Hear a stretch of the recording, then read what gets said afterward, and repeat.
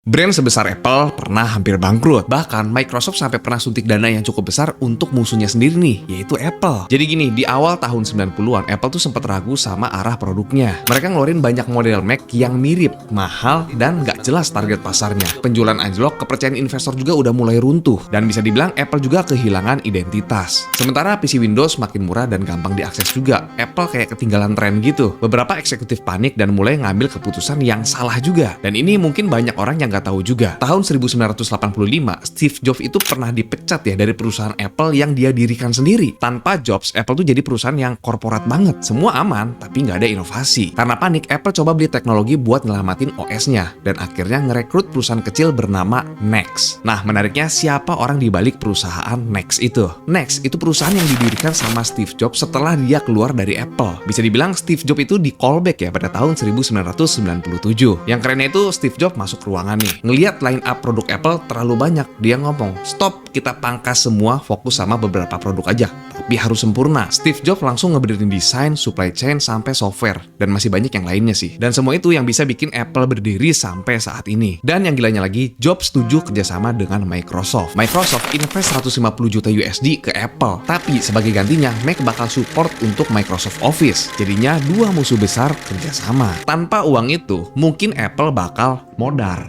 Setelah itu barulah lahir iMac, iBook, iPod, iPhone, dan semua itu jadi pondasinya Apple. Oke, mungkin segitu dulu. Kira-kira kalau kita bahas lebih lanjut story-nya Apple, menarik apa enggak nih? Komen aja ya.